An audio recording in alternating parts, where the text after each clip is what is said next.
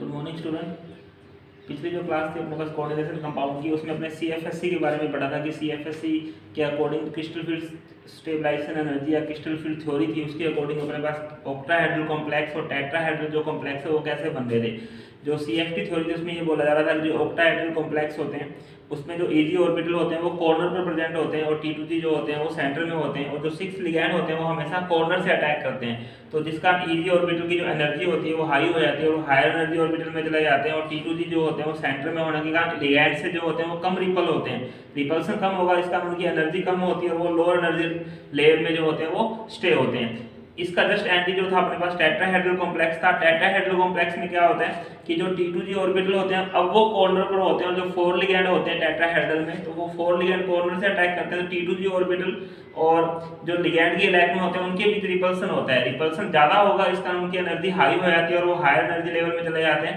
और easy orbital जो होते हैं वो कॉर्नर पर होते हैं, कॉर्नर पर होने का रिपल्सन कम होता है और वो लोअर एनर्जी ऑर्बिटल या लोअर एनर्जी लेवल में स्टेबल रहते हैं। अब अपने जो गैप बता रहे थे, जो T2G और EG ऑर्बिटल के बीच जो गैप होता है, जो एनर्जी डिफरेंस होता है, उस एनर्जी डिफरेंस को अपने क्या बोलते हैं, CFSC बोला जाता है, क्रिस्टल फील्ड स्टेबलाइजेशन एनर्जी। तो CFSC होता है। CFSC में अपने कैलकुलेट करेंगे कि ऑक्टाहेड्रल कॉम्प्लेक्स या टेट्राहेड्रल कॉम्प्लेक्स के लिए CFSC कैसे निकाला जाता है। तो नॉर्मली जो CFSC होगा वो अपने पास नेगेटिव वैल्यू आएगी। नेगेटिव वैल्यू में जैसे जैसे नेगेटिव वैल्यू आती रहेगी, इसका मीन जो एनर्जी है वो लो हो रही है अपने पास। एनर्जी जितनी ज्यादा लो होगी, कॉम्प्लेक्स जो होगा वो उतना ही ज्यादा क्या होगा अपने पास, स्टेबल होगा। तो नेगेटिव वैल्यू जो है वो रिप्रेजेंट कर रही है कि एनर्जी जो हो रही है वो लो हो रही है अपने पास, और जितनी ज्यादा एनर्जी लो होती है अपने को ये पता है कि लो एनर्जी वाले ऑर्बिटल जो होते हैं वो ज्यादा स्टेबल होते हैं higher orbital, higher energy orbital से। तो लो एनर्जी जो होगी वो उतना ही ज्यादा क्या करेगा, स्टेबल को कॉम्प्लेक्स कर देता है, स्टेबल को उतना ही ज्यादा क्या कर देता है, वो स्टेबल कर देता है। तो अपने अब नेक्स्ट जो हेडिंग है वो अपने पास है calculation of CFSC, crystal field stabilisation energy को कैसे कैलकुलेट करेंगे। तो इसके लिए फर्स्ट अपने पास है for octahedral, for octahedral complex के लिए CFSC। तो CFSC के लिए जो फॉर्मूला होता है ऑक्टाहेड्रल कॉम्प्लेक्स के लिए वो अपने बता रहे थे कि जो T2G ऑर्बिटल होता है उसके लिए -0.4 या -0.4 T2G इलेक्ट्रॉन्स प्लस में 0.6 EG इलेक्ट्रॉन्स, ये इसके लिए फॉर्मूला आएगा। अब CFSC की वैल्यू कैलकुलेट करनी है अपने को। फॉर एग्जांपल अपने ले लेते हैं CONH3 की 6 प्लस 3, ये अपने पास यहाँ स्ट्रॉन्ग लिगैंड है। स्ट्रॉन्ग लिगैंड के लिए CFSC की वैल्यू क्या आएगी और वीक लिगैंड के लिए अपने पास क्या आएगा। तो फिलहाल तो CONH3 की 6 प्लस 3 है। कोबाल्ट जो है, कोबाल्ट का जो एटॉमिक नंबर होता है वो 27 होता है, और इलेक्ट्रॉनिक कॉन्फ़िगरेशन जो आएगा argon 3d7 4s2। Oxidation number इसका कितना आएगा, x है अपने पास, NH3 न्यूट्रल होता है इक्वल 3, तो कोबाल्ट का ऑक्सीडेशन नंबर +3 आएगा। +3 में 2 इलेक्ट्रॉन s ऑर्बिटल से डोनेट करता है और 1 इलेक्ट्रॉन जो होता है वो d ऑर्बिटल से। तो इसके बाद 3d6 बचेगा। अब जो CFT थ्योरी थी उसमें ये बोला जा रहा था ऑक्टाहेड्रल कॉम्प्लेक्स में in initial state the energy of 5 d orbital is same, these orbital is known as a homologous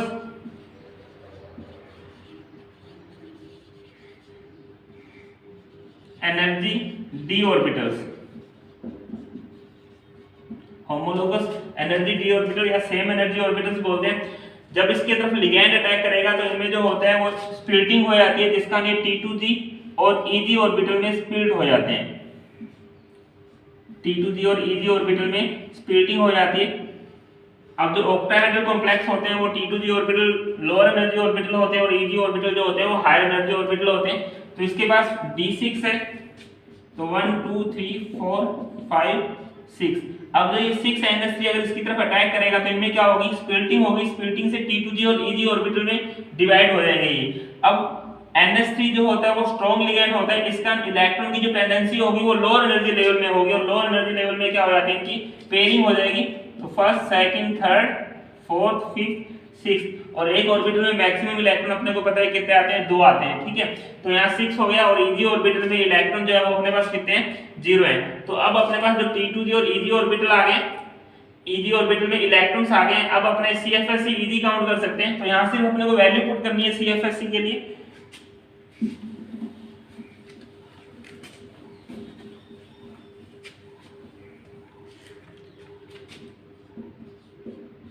CFSC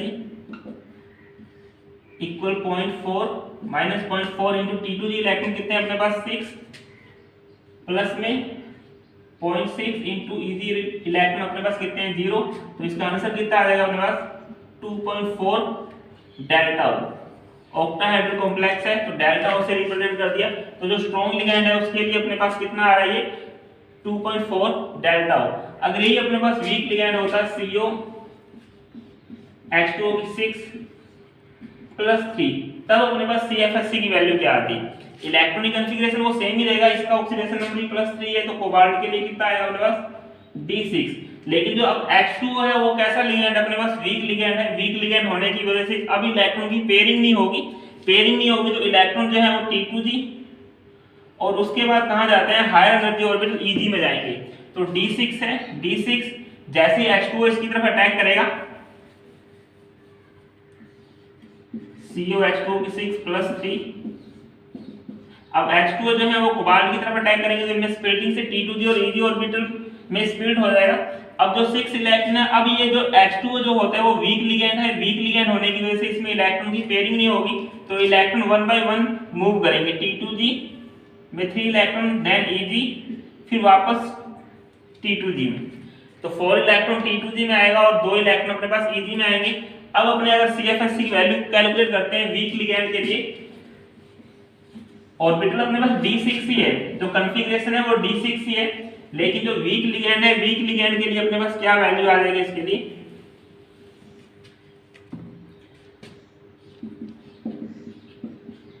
CFSC, ये अपने पास वीक लिगैंड के लिए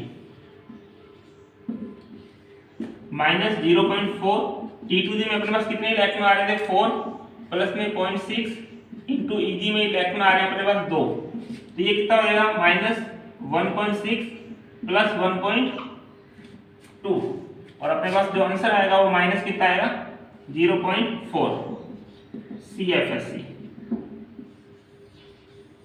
स्ट्रॉन्ग लिगैंड के लिए कितना आ रहा था -2.4 और वीक लिगैंड के लिए कितना आ रहा है 0.4, तो जो जिसकी वैल्यू अपने बोल रहे हैं नेगेटिव वैल्यू जो वो किसको रिप्रेजेंट कर रही है लोअरिंग एनर्जी को, जितनी एनर्जी लो होगी कॉम्प्लेक्स जो होगा उतना ही ज्यादा अपने पास क्या होता है स्टेबल हो जाएगा। तो यहाँ CFSC का जो नेगेटिव साइन है वो अपने पास क्या बता रहा है कि एनर्जी जो होगी जैसे जैसे नेगेटिव वैल्यू बढ़ती जाएगी वैसे वैसे एनर्जी लो होती जाएगी और जितनी एनर्जी लो होगी जो कॉम्प्लेक्स होगा वो उतना ही ज्यादा स्टेबल होता है। तो स्ट्रॉन्ग जो लिगैंड वाले जो कॉम्प्लेक्स होते हैं वो मोर स्टेबल होते हैं वीक लिगैंड वाले कॉम्प्लेक्स से। ठीक है, ये अपने पास था ऑक्टाहेड्रल के लिए। अब इसका जस्ट एंटी जो होता है वो टेट्राहेड्रल के लिए अपने निकाल सकते हैं, लेकिन इससे पहले अपने डिस्कस कर लेते हैं कि वीक लिगैंड और स्ट्रॉन्ग लिगैंड जो थे वीबीडी थ्योरी उसको एक्सप्लेन नहीं कर पाई थी कि वीक लिगैंड और स्ट्रॉन्ग लिगैंड अपने पास कौन कौन से होते हैं। उसने तो सिर्फ इतना बता दिया था कि इलेक्ट्रॉन जो होंगे वो आपके पास पेयर्ड हो जाएंगे या अनपेयर्ड हो जाएंगे। ठीक है, तो अपने बोल रहे हैं कि द एनर्जी गैप या energy difference between T2G and EG orbital for octahedral complex is known as the delta O। O का मीन octahedral एनर्जी गैप है, उसको अपने किससे रिप्रेजेंट कर रहे थे डेल्टा O से रिप्रेजेंट कर रहे थे। ये अपने पास साइन था यहाँ T2G और EG ऑर्बिटल है, इनके भी जो एनर्जी गैप होता है octahedral कॉम्प्लेक्स के लिए उसको अपने किससे रिप्रेजेंट कर रहे थे डेल्टा O। डेल्टा O जो होता है उसको कंपेयर किया जाता है पेयरिंग एनर्जी से, उसको रिप्रेजेंट करते हैं अपने P से। Delta O is compared with P is a pairing energy।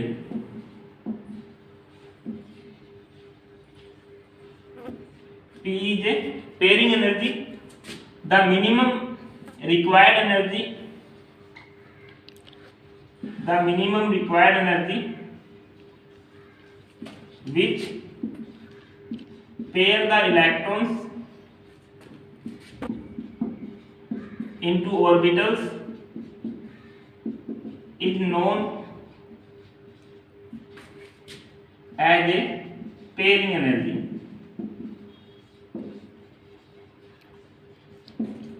The minimum required energy which pair the electrons into orbital is known as a pairing energy। तो डेल्टा O जो होता है उसको किसके साथ कंपेयर किया जाता है पेयरिंग एनर्जी के साथ कंपेयर किया जाता है। अब यहाँ से दो कंडीशन होती है कि आपके पास कौन सा लिगैंड वीक है या कौन सा स्ट्रॉन्ग है। तो अपने पास फर्स्ट जो कंडीशन होती है delta O, if delta O the value of delta O is less than pairing energy. The value of delta O is less than pairing energy, then electron is did not paired. अब pairing energy की वैल्यू जो होगी delta O की जो value है pairing energy से अपने पास क्या है, लेस होगी, तो then electron is did not paired, so electron is move to T2g and EG orbitals, T2g and EG orbital, then complex is outer orbital complex or high spin complex. और अपने को ध्यान है कि आपके पास अगर आउटर ऑर्बिटल कॉम्प्लेक्स बनता है या हाई स्पिन कॉम्प्लेक्स है, तो आपके पास जो लिगैंड होंगे वो कौन से होते हैं, weak ligand, then ligand is weak. तो इसने यहाँ वीक लिगैंड और स्ट्रॉन्ग लिगैंड है उसको डिफाइन कर दिया कि स्ट्रॉन्ग लिगैंड आपके पास कौन से और वीक लिगैंड आपके पास कौन से होंगे। तो जो डेल्टा O होता है, इनकी जो एनर्जी गैप होता है वो पेयरिंग एनर्जी से कंपेयर किया जाता है। अगर आपके पास पेयरिंग एनर्जी क्या होती है, required energy which pair the electron into orbital is known as a pairing energy. अब डेल्टा O की जो वैल्यू होती है, अगर वो पेयरिंग एनर्जी से अपने पास क्या होती है, लेस होती है, तो इलेक्ट्रॉन जो होंगे वो पेयर्ड नहीं होंगे, जिसका हमेशा आउटर ऑर्बिटल कॉम्प्लेक्स या हाई स्पिन कॉम्प्लेक्स बनता है। उससे अपने क्या बोल सकते हैं, जो लिगैंड होता है वो अपने पास कैसा होता है, वीक लिगैंड प्रेजेंट होते हैं। ये फर्स्ट कंडीशन थी अपने पास।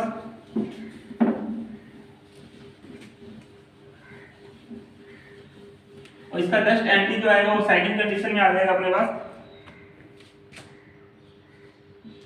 If the value of delta O is more than pairing energy, value of delta O is more than pairing energy, then electron is paired and form the low spin complex,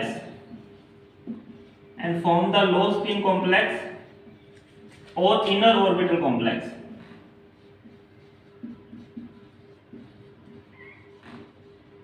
Inner orbital complex, then ligand is a strong ligand. तो ligand अपने पास कौन से हो जाएंगे, strong ligand होते हैं। तो simple सी चीज है, अगर डेल्टा O लेस है, लेस देन पेयरिंग एनर्जी, तो आपका जो लिगैंड होंगे वो कौन से हो जाएंगे अपने पास, वीक लिगैंड। और अगर डेल्टा O की वैल्यू जो होती है ज्यादा होती है या मोर देन पेयरिंग एनर्जी, तो जो लिगैंड होंगे वो अपने पास कौन से हो जाएंगे, स्ट्रॉन्ग लिगैंड। तो वीबीटी थ्योरी की जो लिमिटेशन थी अपने पास कि उसने आउटर और इनर ऑर्बिटल जो कॉम्प्लेक्स बन रहे थे उसकी फॉर्मेशन को उसने एक्सप्लेन नहीं किया, तो उसकी जो लिमिटेशन थी उसको यहाँ रिमूव कर रहा है ये, ठीक है। तो उसको यहाँ से दूर किया जा रहा है कि डेल्टा O की जो वैल्यू है वो आपको बताएगी कि आपके पास जो कॉम्प्लेक्स जो है वो कौन सा बन रहा है, कि इनर ऑर्बिटल है या आउटर ऑर्बिटल। तो ये सब पेयरिंग एनर्जी और डेल्टा O की वैल्यू पर डिपेंड करेगा। डेल्टा O की वैल्यू अगर अपने पास क्या होती है, लेस देन होती है पेयरिंग एनर्जी से, तो वीक लिगैंड होगा और हमेशा आउटर ऑर्बिटल कॉम्प्लेक्स बनते हैं। डेल्टा O की वैल्यू अगर मोर देन होती है पेयरिंग एनर्जी से, स्ट्रॉन्ग लिगैंड बनते हैं, और स्ट्रॉन्ग लिगैंड जो होते हैं उससे अपने पास जो कॉम्प्लेक्स बनेगा वो कौन सा बन जाएगा अपने पास, लो स्पिन कॉम्प्लेक्स या फिर इनर ऑर्बिटल कॉम्प्लेक्स बनते हैं। ये था अपने पास CFSC काउंट करने के लिए ऑक्टाहेड्रल कॉम्प्लेक्स के लिए। नेक्स्ट सेकंड नंबर जो आएगा, calculate the CFSC for tetrahedral complex. अब टेट्राहेड्रल कॉम्प्लेक्स जो होता है उसमें अपने पास क्या था कि जो EG ऑर्बिटल होते हैं वो अपने पास कहाँ होते हैं, लोअर एनर्जी ऑर्बिटल होते हैं, और T2 जो होते हैं वो अपने पास हायर एनर्जी ऑर्बिटल होते हैं। उसके लिए अपने जो डायग्राम बना रहे थे ये बना रहे थे, T2G ऑर्बिटल जो होते हैं हायर एनर्जी ऑर्बिटल, और EG जो होते हैं वो अपने पास लो एनर्जी ऑर्बिटल होते हैं। डेल्टा T से रिप्रेजेंट किया जा रहा था T2G। अब इसके लिए फॉर्मूला जो है उसका जस्ट एंटी, CFSC के लिए -0.6 EG electron plus 0.4 T2G electrons. अब वही D6 कॉन्फ़िगरेशन ले लेते हैं अपने। सॉरी यहाँ टेट्राहेड्रल कॉम्प्लेक्स है तो अपने को कोऑर्डिनेशन नंबर जो है वो 4 रखना पड़ेगा। तो यहाँ कोऑर्डिनेशन नंबर 4 के लिए काउंट कर लेते हैं। CONH3 की 4 प्लस 3 एंड COH2O की 6 प्लस H2O की 4 प्लस 3 के लिए आपको CFSC काउंट करना है। कोऑर्डिनेशन नंबर 4 है, ठीक है। तो कोऑर्डिनेशन नंबर 4 के लिए आपको बताना है कि कौन कौन सी वैल्यू आएगी, या D6 इलेक्ट्रॉनिक कॉन्फ़िगरेशन के लिए अपने क्या लिख सकते हैं यहाँ, या फिर अपने D6 electronic configuration of complex.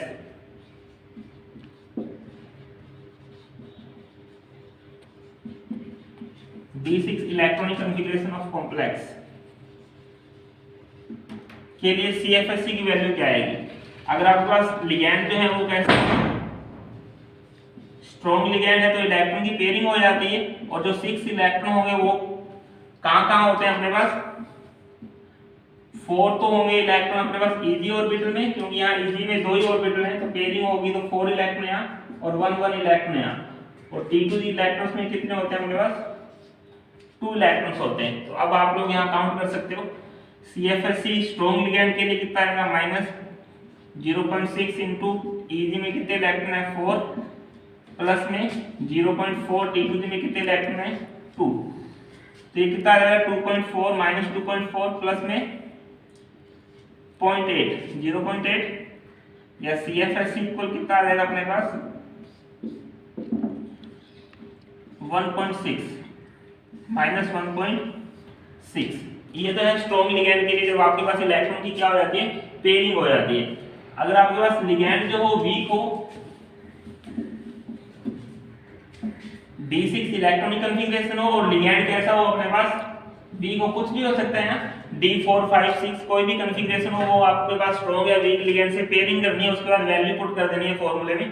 तो अगर D6 इलेक्ट्रॉनिक कॉन्फ़िगरेशन है और आपके पास जो लिगैंड है वो कैसा अपने पास वीक लिगैंड है, वीक लिगैंड होगा तो इलेक्ट्रॉन की पेयरिंग नहीं होगी यहाँ D6 का, तो आपको 1 बाय 1 इलेक्ट्रॉन फिल करने हैं 1 2 3 4 5 6, ये हो जाएगा। अब Eg में कितने इलेक्ट्रॉन्स आ रहे हैं वीक लिगैंड के लिए अपने पास 3 इलेक्ट्रॉन जो होंगे वो अपने पास Eg ऑर्बिटल में, और 3 जो इलेक्ट्रॉन होंगे वो अपने पास कौन से ऑर्बिटल में होंगे, T2g ऑर्बिटल में। तो यहाँ से CFSC की वैल्यू क्या आएगी अपने पास -0.6 into 3 plus 0.4 into 3,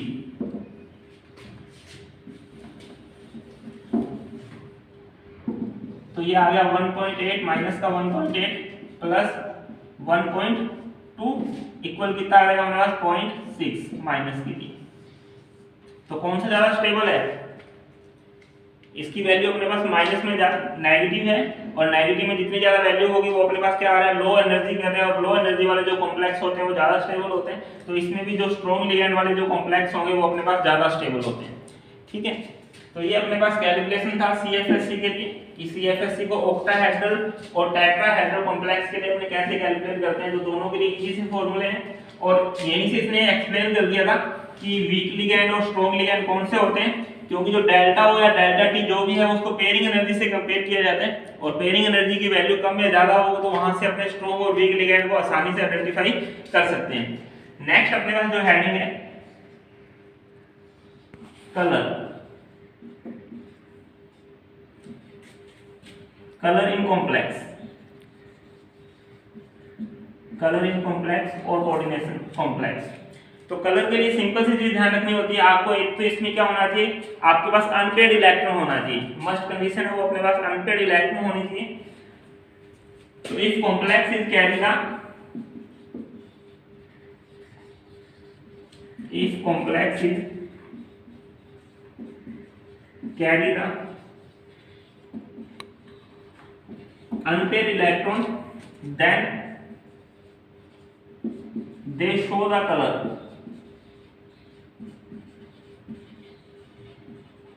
then they show the color. Electron is present into ground state, electron is present into ground state when these electron is gain the energy into the form of photon,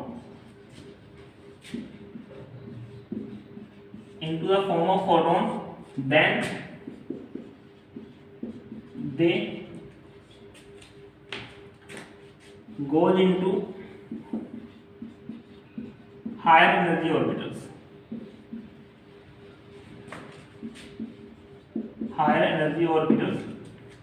When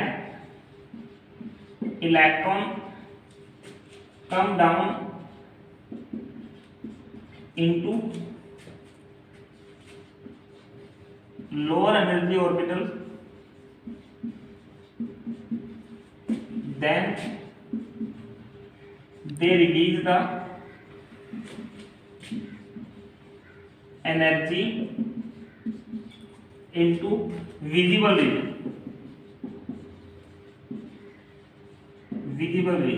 तो 10 की power 14 hertz होता है अपने पास. Then they release the energy into visible region. तो इस reason में अगर एनर्जी रिलीज की जाती है तो जो भी कॉम्प्लेक्स बनता है वो अपने पास कैसा होता है, कलरफुल होता है. तो विजिबल रीजन में अगर एनर्जी लूज की जाती है तो वो जो कंपाउंड होगा या जो कॉम्प्लेक्स होगा वो अपने पास कलर शो करता है. तो that's why the complex is show the colour. If complex is carry the unpaired electron, must condition आपके पास अनपेड इलेक्ट्रॉन होती है. और ये जो अनपेड इलेक्ट्रॉन होता है वो पहले ग्राउंड स्टेट में होता है. ग्राउंड स्टेट में ये क्या करता है, एनर्जी को गेन करके हायर एनर्जी लेवल में चला जाता है. और जब वापस लोअर एनर्जी लेवल में आता है तो एनर्जी का रिलीज जो होता है वो विजिबल रीजन में करता है. That's why they are show the colours. तो इस वजह से ये क्या करते हैं, कलर शो करते हैं.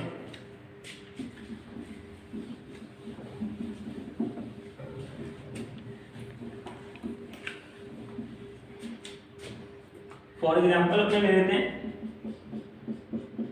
TiH2O6+3. टाइटेनियम जो होता है वो अपने पास कैसा है, एटॉमिक नंबर जो होगा इसका कितना आ जाएगा, 22. Organ 3d1 3d2 4s2. Oxidation number H2 और न्यूट्रॉन होता है तो ऑक्सीडेशन नंबर कितना आएगा इसका, Ti+3 आएगा. तो ऑर्गन +3 में 2 इलेक्ट्रॉन s ऑर्बिटल से रिमूव करेगा और 1 d ऑर्बिटल से 3d1. अब अकॉर्डिंग टू CFT कैसा कॉम्प्लेक्स है अपने पास, ये ऑक्टाहेड्रल कॉम्प्लेक्स है. इन इनिशियल स्टेट में 5 d ऑर्बिटल की एनर्जी सेम होती है और d1 है अपने पास सिर्फ. और जब H2O के जो 6 लिगेंड इसकी तरफ अटैक करेंगे तो इसमें किसमें चला जाएगा, T2G और EG ऑर्बिटल में स्प्लिटिंग हो जाती है. अब जो इलेक्ट्रॉन की टेंडेंसी होती है वो लोअर एनर्जी ऑर्बिटल में होती है तो लोअर एनर्जी ऑर्बिटल में आएगा D1. अब अपने बोल रहे थे अनपेड इलेक्ट्रॉन होना चाहिए, लोअर एनर्जी ऑर्बिटल है तो ये फोटोन के फॉर्म में एनर्जी को क्या करता है, गेन करता है. एनर्जी गेन करके कहां चला जाता है, EG ऑर्बिटल में चला जाता है या हायर एनर्जी ऑर्बिटल्स में.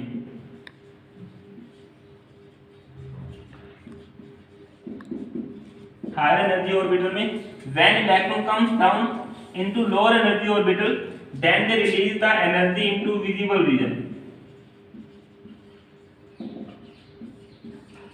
Then they release the energy into visible region.